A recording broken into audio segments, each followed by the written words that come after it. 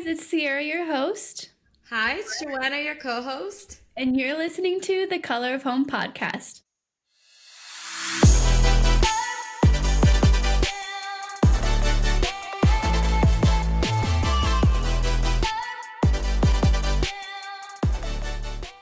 Hey guys, welcome back to the Color of Home. We're so happy you're here with us today. Today we have a very special guest with us, our friend Kara Kaler. Her and I and Sierra grew up in Papua New Guinea together, and we're so excited about today's topic. Today we'll be talking about TCKs and parenting as a TCK. So welcome, Kara. Thank you for having me. Yeah, we're so excited that you're here with us. Thanks for taking time out of your busy schedule to sit down with us. We just kind of wanted to talk a little bit about your background and how you grew up, as well as your mom of two and how life might look as a third culture kid parenting little ones. So if you don't mind giving us just a little bit of a description of your background and how you grew up. Yeah, so I grew up in Papua New Guinea. We moved out there when I was 6 months old, and pretty early on we moved into the tribe of Wuzarambia.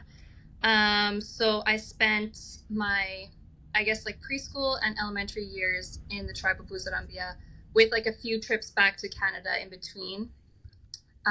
We came back to Canada for my kindergarten year and my fifth grade year, but for the most part, it was in the tribe of Wuzarambia.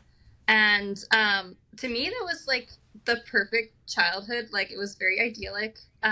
We were outside all the time. We were muddy. We were like swimming in the mountain rivers, making dams, and it was like ice cold, but we loved it. And going on hikes. And yeah, it was just a lot of time in nature. We were homeschooled at that point, so we had about like 2 hours of school every day, and then the rest was just outside playing with our coworkers, the Gauds. So yeah, it was just really a really good childhood, and I really enjoyed it, and I have so many good memories from it.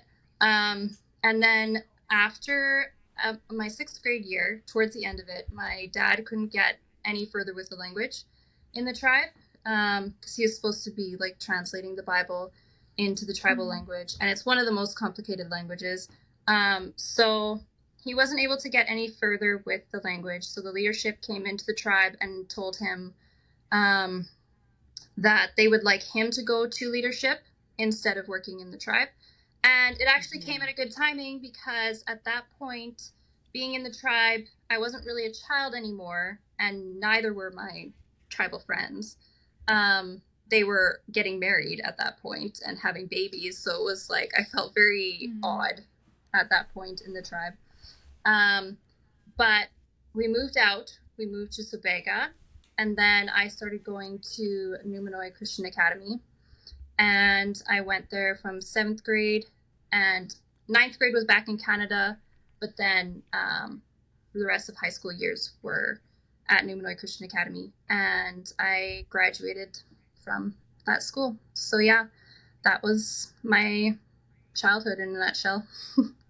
Yeah. Wow, what a crazy childhood experience. Not a lot of people can say they've grown up in a tribe for that amount of time. So very cool experiences that you would have had. Yeah, and also like you were the same tribe as the Gauds, right? You guys were like co-workers. Yeah. So we had, for those of you listening, we had Josh on our podcast a few weeks ago. So that's really cool that we get to interview both of you guys. Yeah.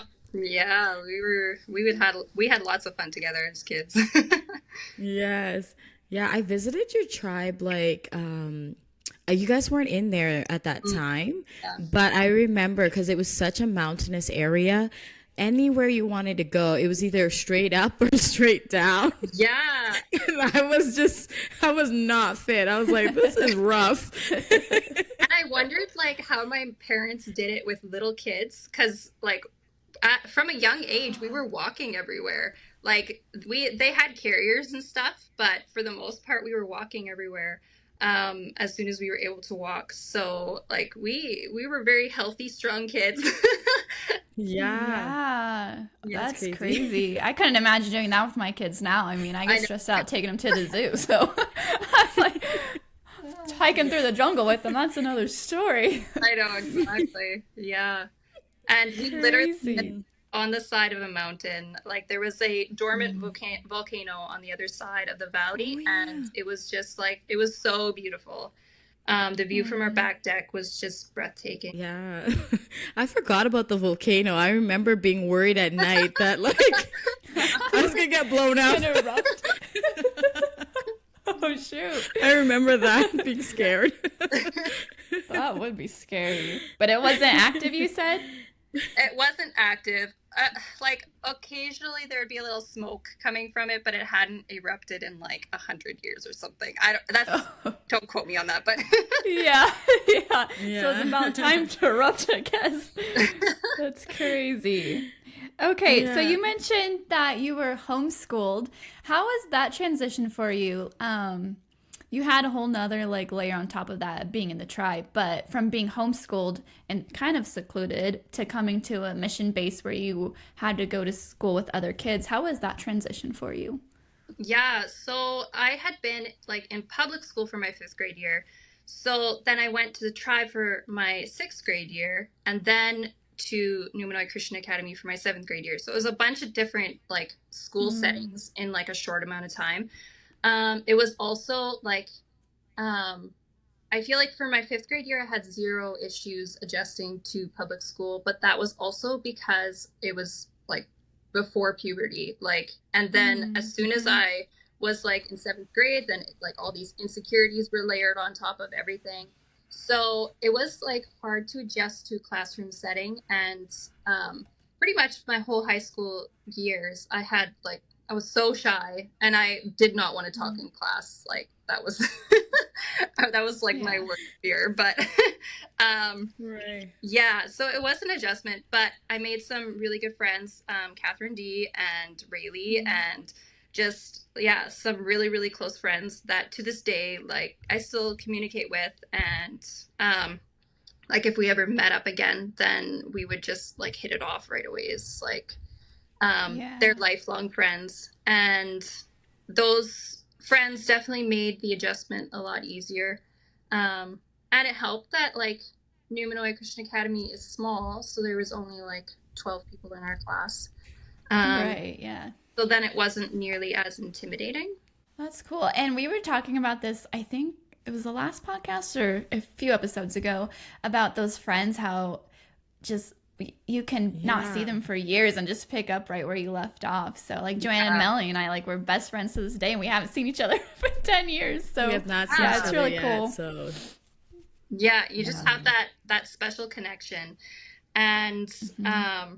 yeah, I also just like in pursuit of similar things, like pursuit of a relationship with God, and just encouraging each other in our walks with God. Like that was something that was very, very prominent in our friendships, and I definitely noticed a lack of that whenever I would come back to Canada, especially like I came back Mm. during my ninth grade year, and Right. I was older at that point. So then I definitely noticed the lack of, um, I guess, like spiritual discussion and like pushing each other to be more, um, yeah, more like Christ. So yeah, it was very Yeah, special no, to that have friends that did that. yeah, no, that's a great point. I think we talked about that as well, just how it's different coming back to your home countries. You don't have those same deep friendships. And you Mhm. made a great point. Like we are all like in this Christian bubble over there where everyone's like has a walk with the Lord, and that's prevalent Mhm. in our friendships. But when you come back to your home country, not everybody has that. So I think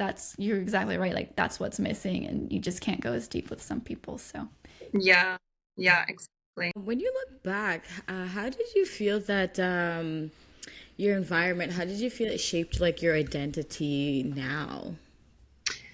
Um, my identity now, like, there's certain things that it made me more adventurous, I feel like, than I would have typically have been if I would have been in Canada all my life. I'm an introvert. I like the comforts of home. But being like traveling all my childhood and being out in a tribe and just having all these different experiences, I feel like it made me more open-minded, and it also just made me more adventurous and like willing to try new things. Um, and yeah, I feel like it was just overall really good for me to be out there. Yeah, that's really hard. Like to, I think if you're an introvert, like missions, you learn real quickly. Like you gotta adapt to any situation. It's Yep. like, well, welcome to this church, and all the people want to meet the missionary kid. Yeah. Like, I have this story. Um, my parents, they went to visit a church, and then at one point, this was when I was like, oh, I think this was fifth grade. Um, they were like, "We would like to pray for your family. Please all come up to the front." And I flat out refused. Like, it was so embarrassing. I cannot believe I did that, but I flat out refused, and I sat in the pew, and all the rest of my family went up, and I didn't. Oh, and my yes. favorite part is they're like, say something in pidgin in the language of Papua New Oh, Guinea. They always put yes. missionary kids on the spot. And I'm Yes, like, they or what's your do. favorite food that you Yeah. eat there? They want you to say like bugs or something. And I'm just like, what? I know. Yeah. One time at our church, they had like a panel, I think is what you call it, but they had chairs sitting up front, and each of my family members had our own chair, and they went around and like interviewed us questions, and I was like, I Oh, hate this. no. I don't want to be up here. Yeah, we all have those Yeah. fun stories. Yes. Yeah, those were very intimidating experiences. Oh, yeah, absolutely. So, we kind of talked about a little bit or mentioned briefly that you're a mom of two little ones. Can you kind of tell us your story about maybe graduating, coming back, and how you met your husband? And if you could just share that story with us? Yeah, so I came back and like just right after graduation. And then I got my first job. And after my first job, I was going to hair school, cosmetology school. And that was like now that was a huge adjustment. That was like Mean Girls on steroids. It was Oh, intense. yeah. And it was like I honestly thought that people only acted like that in movies, but apparently it's it's real. So yeah, it was quite the Oh, adjustment. But yeah. then that was in the city, so it was also a different environment being in the city. Mm. Um, and there was a lot to adjust to during that year, like driver's license, learning to drive. Like I was so scared of driving. And then during that year, I also had a part-time job in the evenings, and I worked at a grocery store, and that's where I met Julian, my husband. Um, and so we had a lot of evening shifts together, so we got to know each other through evening shifts. And then um, Mm. yeah, and then that was kind of nice because my parents were still home at that point, so they got to meet him and get to Oh. know him a little bit before they went back to Papua New Guinea. Um, yeah, and like we just we really hit it off, and he was like my anchor during that time. I feel like Mm. he made my transition just so much easier, um, because he essentially became my home, and Oh, um, yeah. yeah, without that, I feel like it would have been a much more difficult transition. But he was there to like Mm. help me with stuff if I had questions. He is also like 3 years older, so then he's kind of been through like a lot of the stuff that I'm just like starting to Yeah. learn. And so, yeah. And then after that, I worked in a salon for 2 years. Um, and then we got married. And pretty soon after, I got pregnant with Atlas. And then, yeah, I pretty much became a stay-at-home mom after he was born, which had always kind of been my goal. Like that's what I wanted to do. I wanted to be a stay-at-home mom, especially for the early Yeah. years. And then yeah, Quinn was born 2 years later, and that's pretty much it. Well, Boy, I one love the girl. names. That's Beautiful names. perfect. Yeah. Yeah, they are. They're so creative. I've never heard of either of those names.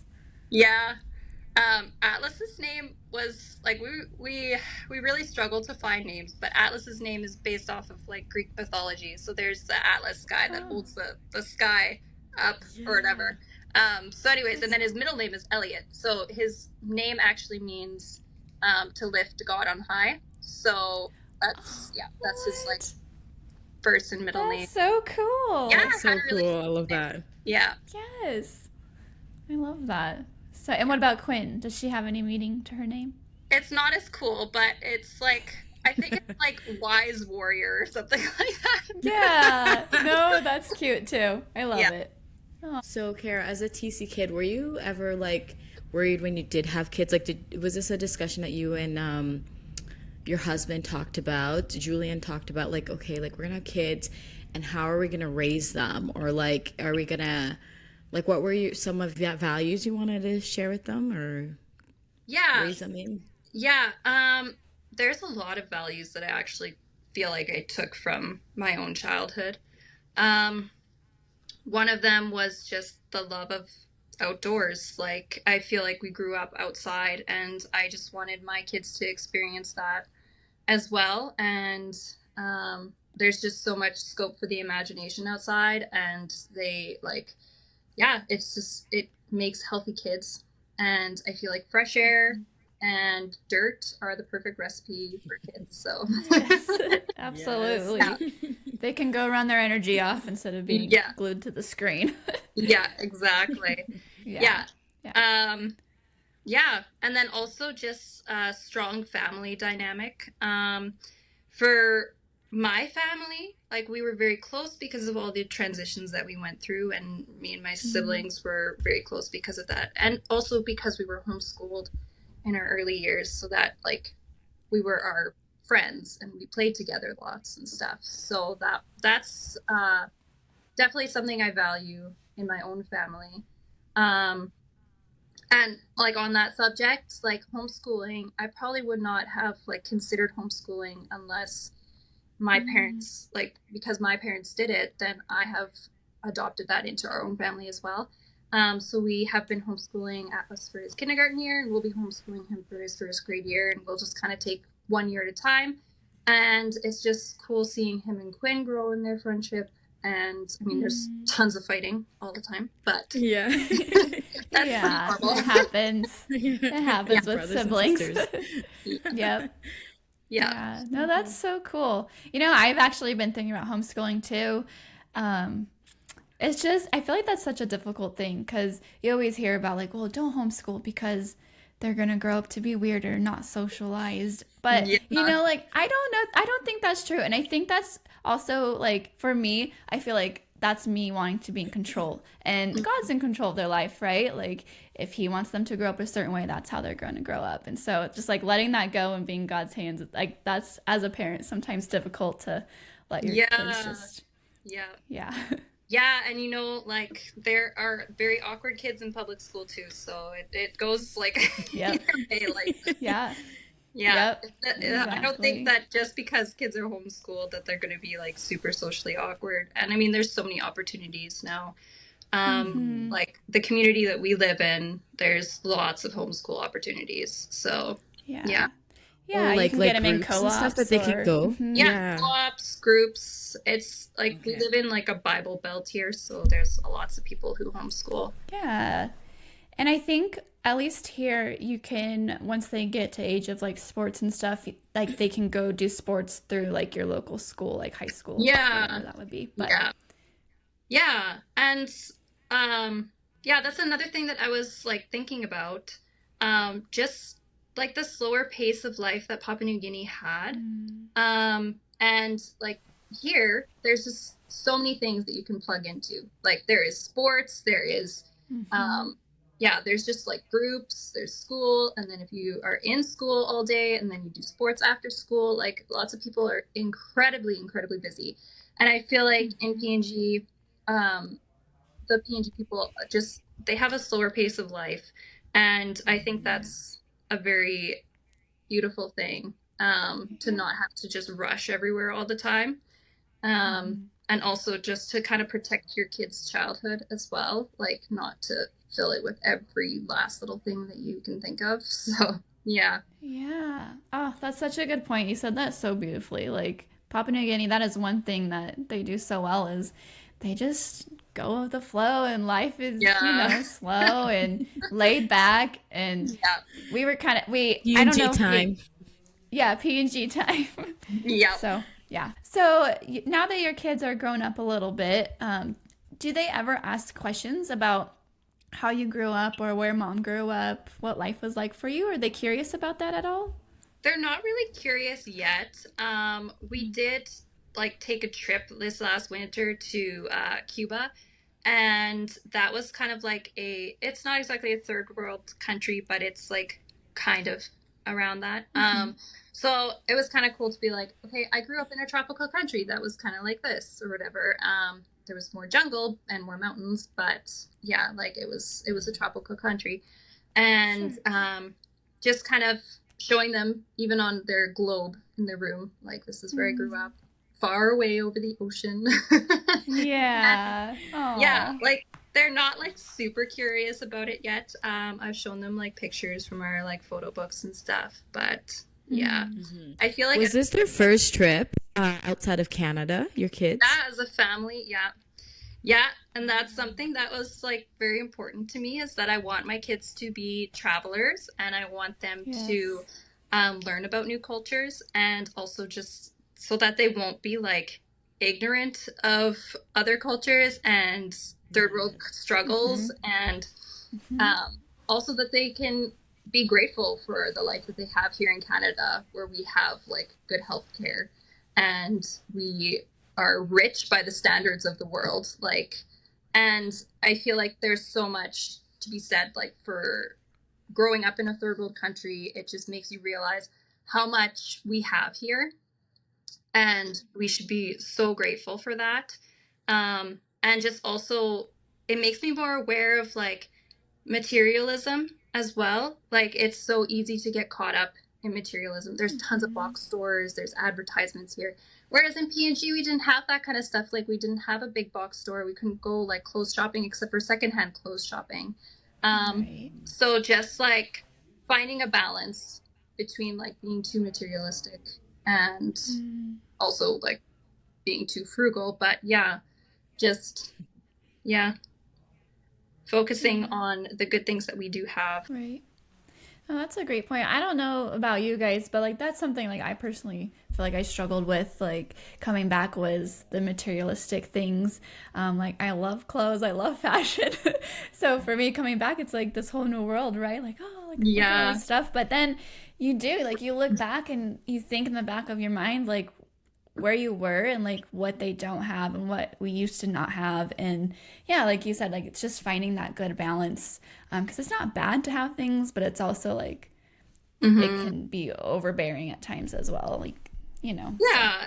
And I think it's just also like being grateful for what we have. Like, I think right. like just having that mindset of like, I don't always need more, more, more, more. Because there's Mm-hmm. like where I grew up, people had like so minimal. Like, they had like five outfits that they would filter through and they would be threadbare by the time that they were like done with Mm-hmm. them. But yeah.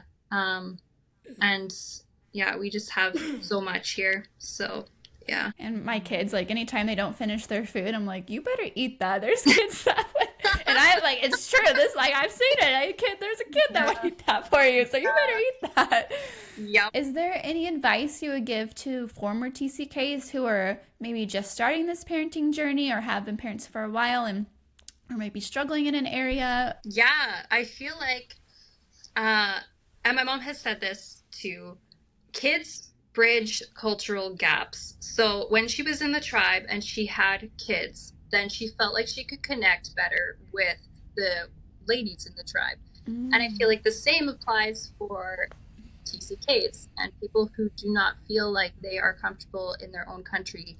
Having kids actually has launched me into a huge group of mom friends who have been wonderful friends. mm, And I feel like whereas previously I would not have had anything in common with those people, motherhood has given me a lot in common because every mother has struggles, pretty much all the same struggles, the lack of sleep, the discipline and temper yeah. tantrums and all that kind of stuff. So there's a lot to talk about when it comes to being a mom. So I feel like for me personally, it gave me a lot of friends, whereas previously I hadn't had a lot of deep friends. So yeah, it was huge for me to be able to um, have kids and then have friends because of those kids.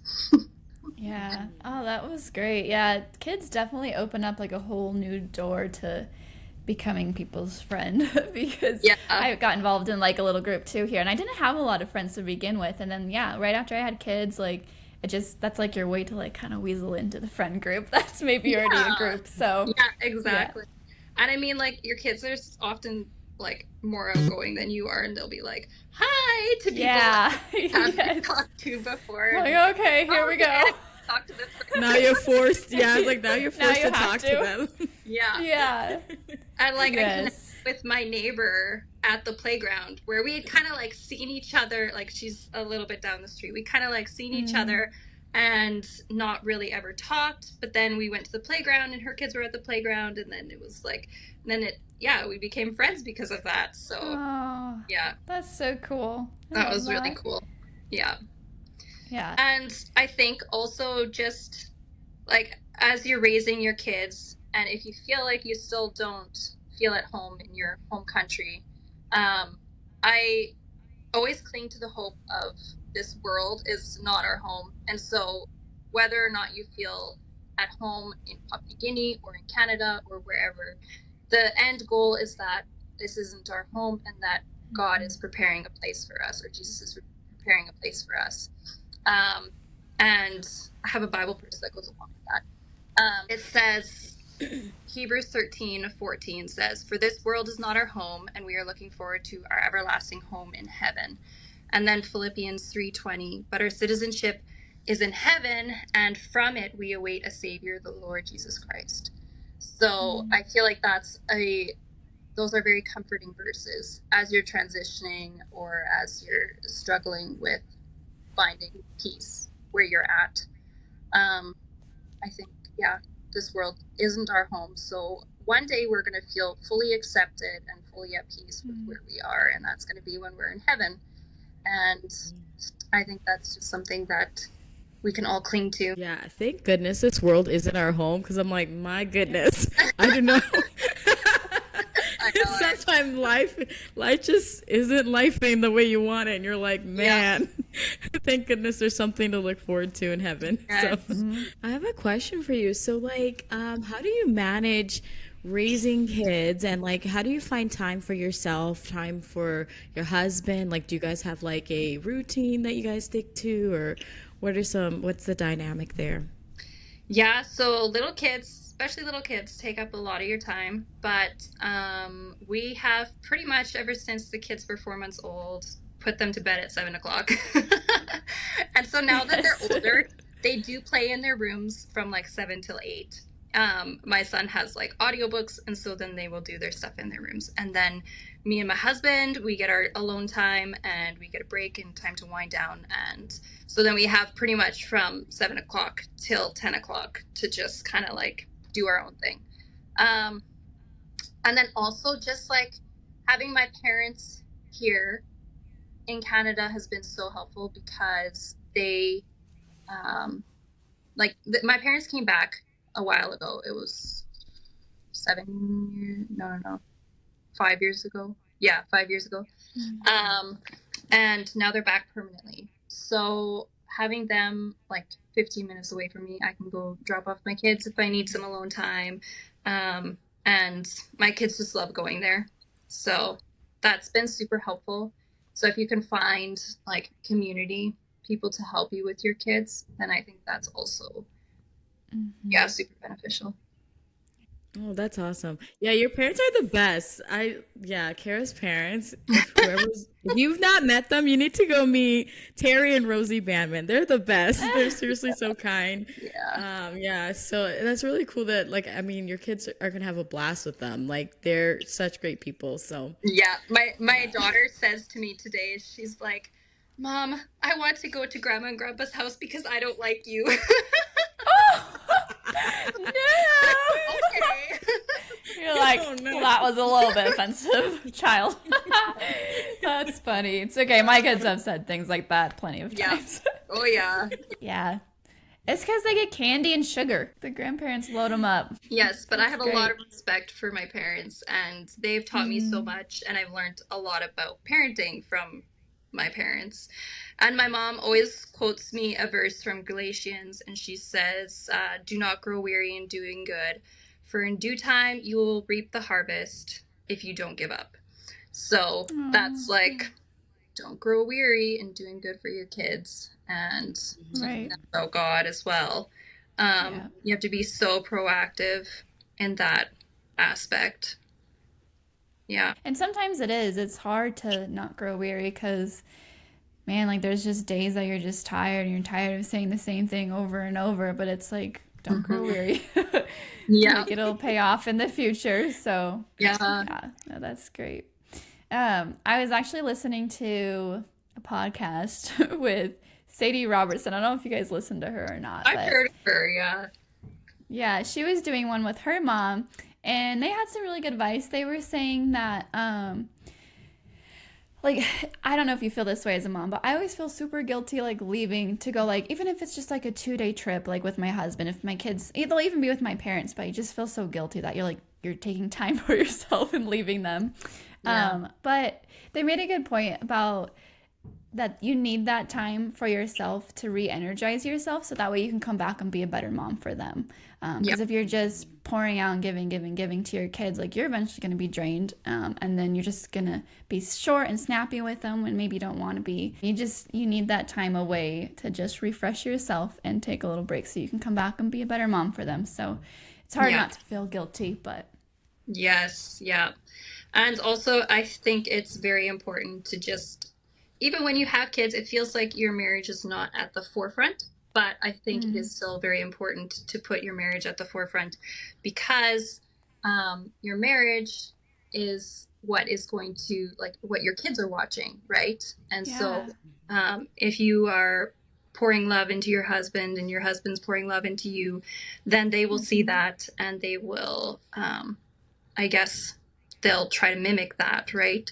So I yeah. think it's very important to make sure that you are in a good place with your marriage, even before your kids. That's a great point too. And you're a little business owner as well. You have your flower business, right? Yeah, yeah, yeah. I Yes. do weddings in summertime.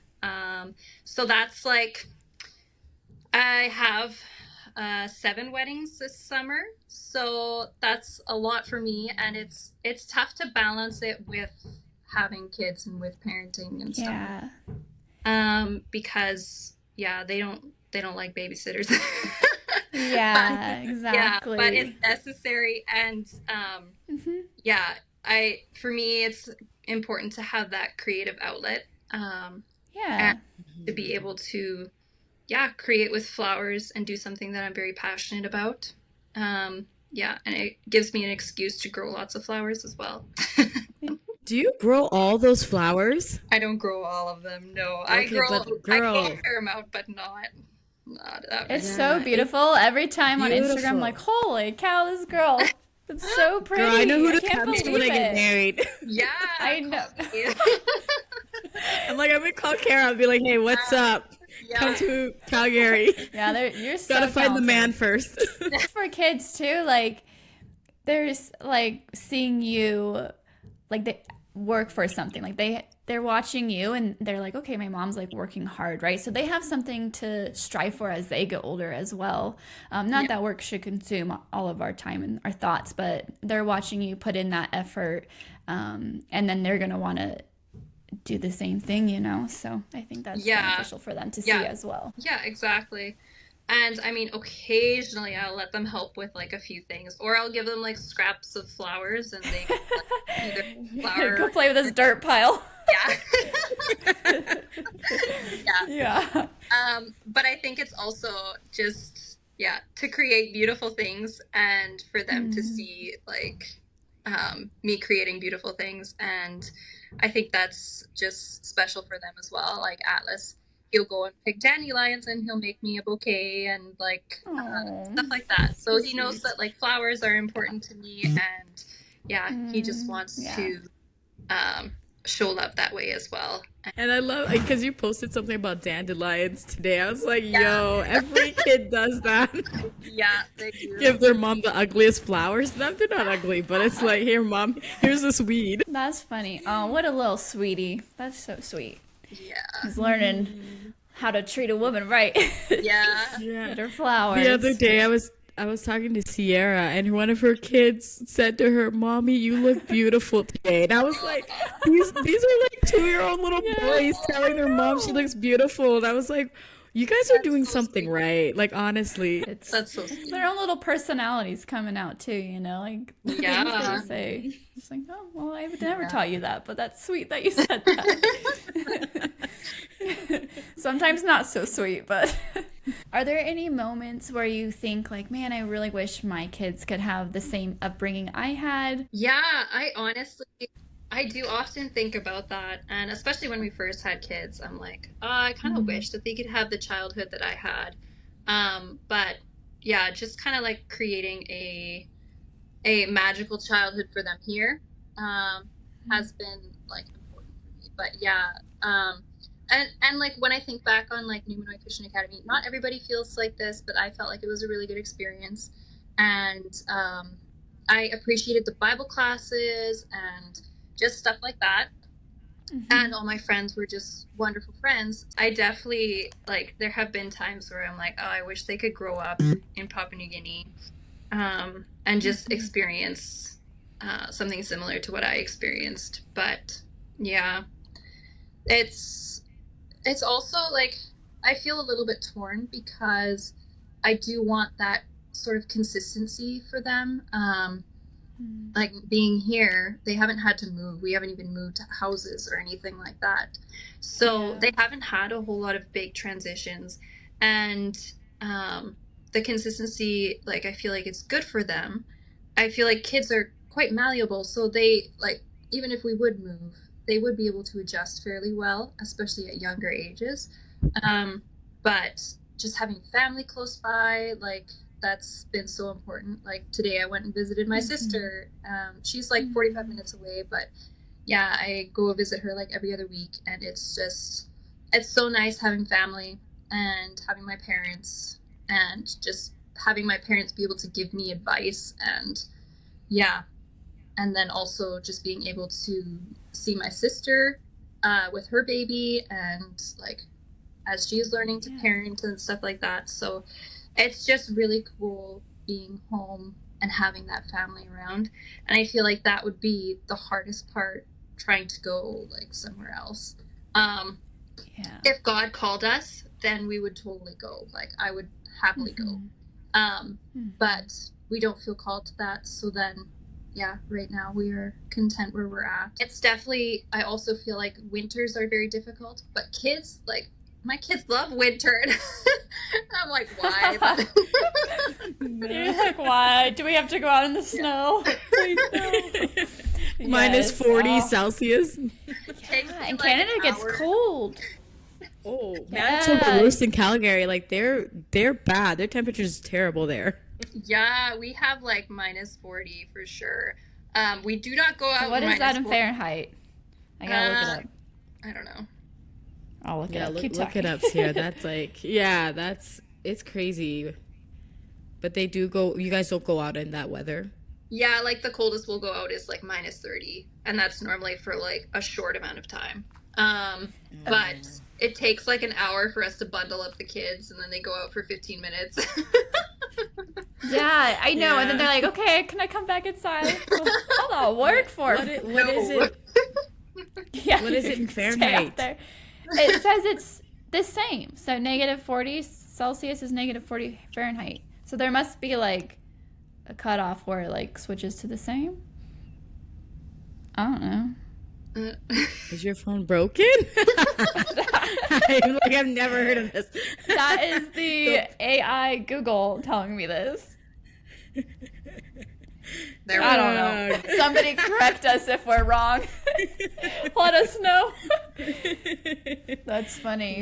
Yeah. I find myself too like longing kind of to have my kids have some of the experiences I had. But yeah, at the same time like grateful that they don't have to go through maybe some of the more difficult things that we all went through over there, as far Yeah. as just like change and like there's such good and like pros and cons to both sides of it. So yeah, I feel like I was saying earlier, just that God knows what's best for them, and this is where He has them, and this is the best spot for them right now. So Hmm. yeah, Yeah, and they'll definitely end up having their own challenges in life, whether right. they're out in PNG or whether they're Mm-hmm. here. But and Yeah. like personally, I feel like the things that were hard in life for me ended up making me more compassionate, more empathetic, Mm-hmm. and just yeah, I feel like a better human being.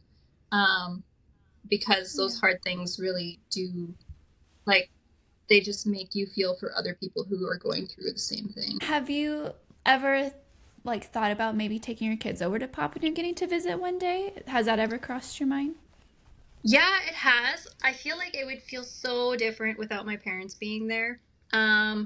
Because they're back in Canada now, and I feel like that Mm. was my one connection to Papua New Guinea. So it actually felt like I was going through a bit of grief again when they came back because I was like, okay, so if they're Yeah. back here, then that means that I'm most likely never going back. I Mm. was able to take my husband there before Oh, really? they I didn't know that. yeah, before they left. Charlotte was 12th grade, I think it was. Yeah. Okay, right after So, we graduated then. Wait. yeah. So you must have gone back the same time I went, because I took Anthony back when Brooke was in I 12th feel grade. like I vaguely remember something about you guys coming back around the same time. I don't know. That's so Possibly. crazy. Yeah, this was 2017, but it was just Yeah. really cool being able to show Julian where I grew up and he's Mm. like, "Okay, this is why you are the way you are." Yeah. But He's like, makes a lot of sense now. yeah, but Oh. yeah, it was a really neat experience. And for him also, like he'd never been in a third world country before. So, and like since we had been dating, pretty much like he's done a lot more traveling because, I'm in his life. Yeah. Yeah. Yeah. Right. That's Was so he born and cool. raised in like Manitoba then? Like, oh, Yeah. really? So he had done like traveling down to the States, but that was the extent of the traveling that he had done. Right. Mm. And so then when we were dating, before we were even engaged, then we went to Papua New Guinea. And then like shortly afterwards we got engaged. And then for our honeymoon, we went to like Greece. And it was just like, it was a lot of fun. And then now we've taken our kids to Cuba and we would love to do a lot more traveling as our kids get older because traveling is just, I feel like that's part of being a TCK. Like you want to travel. And Yes. Joanna, you did a lot of traveling. Like, I did. yeah. Yeah, I literally wanted to go to Greece because I remember seeing your honeymoon pictures, Yeah. but we didn't I get a remember chance to those. go to Yeah. Santorini. Yeah, so it was way too complicated to get there. Like they were like, "Oh, you have to take a boat and a ferry and book this and book that." And I was like, "Oh, no, let's just stay on in Athens." So, Yeah. yeah, we didn't get to do all that, but Yeah. Yeah. But I feel like as a TCK, like to travel is just, it's like in your heart. It's like part of who you are. And like you Mm-hmm. just want to yeah. experience new cultures. Yes. And yeah, I feel like you can, I guess, have more insight into cultures because you've been a part of many different cultures. And so when you're traveling, it kind of feels like you're at home in a sense, like because you're Yeah, it in a new does. culture, right? So it's like, Mm-hmm. yeah, It's like that change and like yeah, everything just feels so normal. That's what's yeah, feels yeah like home. But my husband always teases me because someone was like, "Okay, when's our next vacation? Like when do we get to go yeah, somewhere again?" He's like, "Geez, you're so spoiled."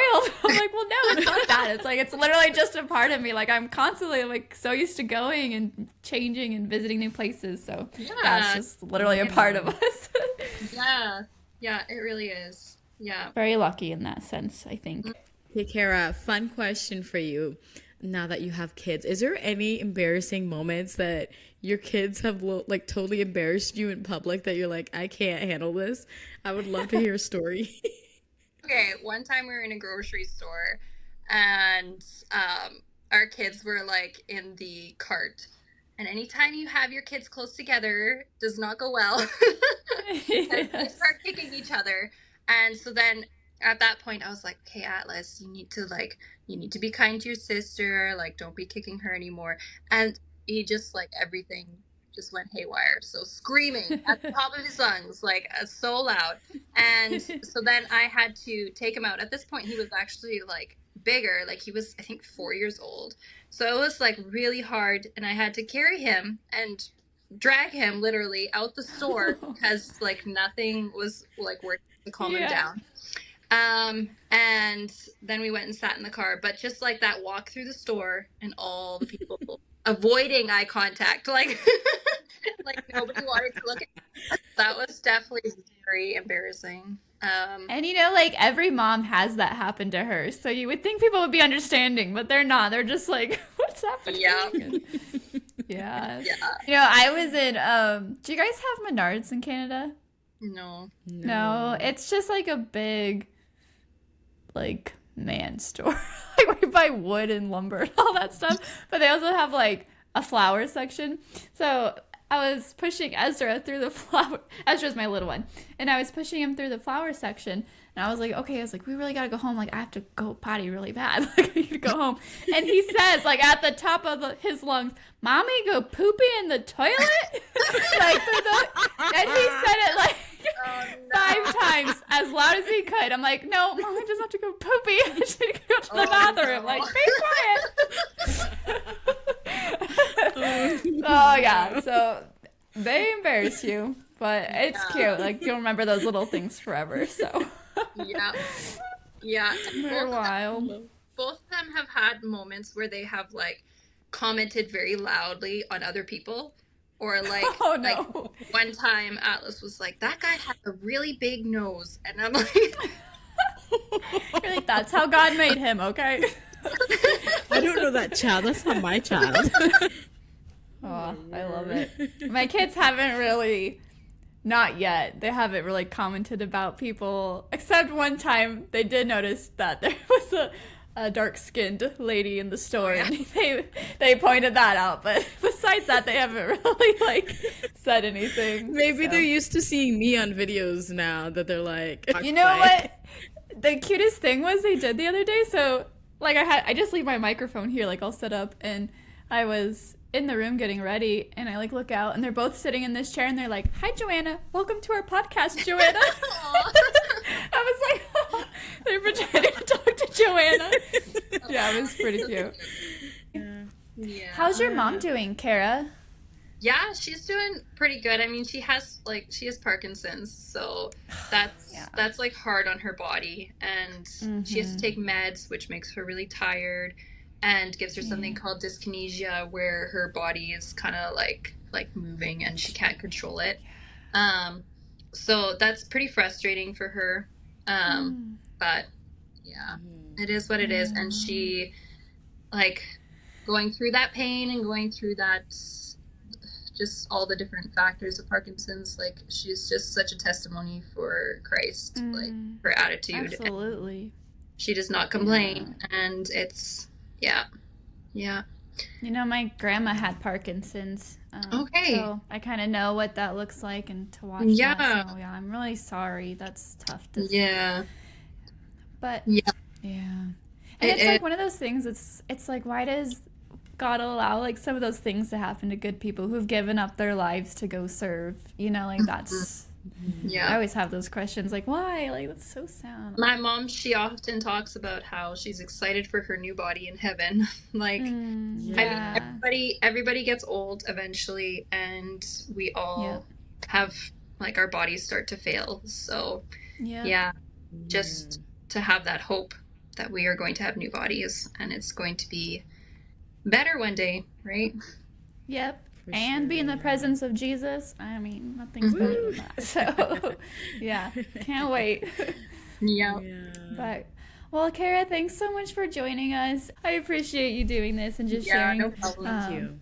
Yeah, it was so great hearing your story. So. Yeah, thanks for asking and having me on. Like, it's very cool to be able to talk about these things. I haven't actually talked about it in a very long time. So, yeah. Yeah. All right, guys. Thanks so much for hanging with us for this episode. We learned so much from Kara and just her story about how her growing up as a third culture kid has influenced her parenting as a mom now. I hope you guys learned something from it. And yeah, just remember that like how you grew up in the culture like is a part of you, and not to push that away, because our kids are always watching us and they're learning, and there's a lot of values that we can take from our past as well, and that shaped us, that can shape our kids as well. Yes. And you can listen to our podcast on Spotify, we're on YouTube, and we're also on TikTok, and the title is The Color of Home Podcast. If you want to send us an email, if you have any questions, or you want to be on the podcast next as a guest, we'd love to have you. We'd also love feedback. Just send us an email at thecolorofhomepodcast@gmail.com, and we'd love to hear from you guys. Thank you so much.